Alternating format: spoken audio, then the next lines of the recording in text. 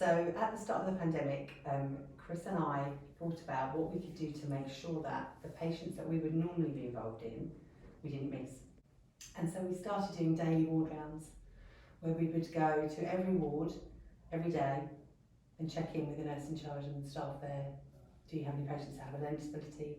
Any patients with dementia? Any safeguarding concerns? And so I make a point of checking where the patients with dementia are, phoning into families and just checking with them and giving them some updates on how their loved ones are, and sort of giving them that sense of assurance that we are aware of their dementia and aware of their other needs that they may have, and just kind of continuing that support that we would have provided if they were on site.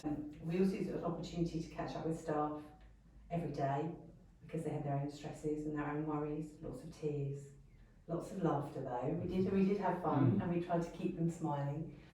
So we'd kind of sit we'd see the staff on the wall, but we'd also sit in break rooms, just catch up with people, and that was a really useful way of just checking people informally. So one of the things I often found when I was in the ICU restroom and other restrooms was that people were talking about sleep, and so we'd be producing information around sleep hygiene and just looking after yourself and just reminding people about things they could do, and I think just the high levels of anxiety for their own health, but the health of their families as well, and colleagues. So we had colleagues going ill and kind of obviously the stress and anxiety of that course as well. So that was.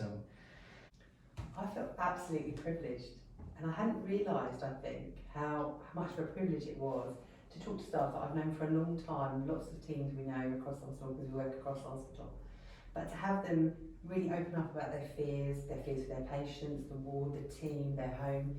It was a real privilege actually to be part of that and feel connected with the hospital, because sometimes you can feel slightly disconnected because I just deal with safeguarding, so that can be quite an isolated group of patients, and actually to have that kind of hospital connection was nice to really feel part of the team. I think the staff went above and beyond, and the only word from them is amazing. I mean, I think that level of support and compassion, and they were frightened. Everybody was frightened. Everybody quite knew what they were dealing with, but they got on and did it. And so that just shows the commitment to our patients is phenomenal.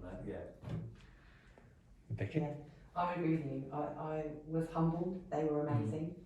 You've only got to put the PPE and equipment on and really realise how horrible it feels. And so for staff to work under that 12-hour shifts is absolutely incredible. Every day. They came back every day, and it was amazing. Amazing. Pride.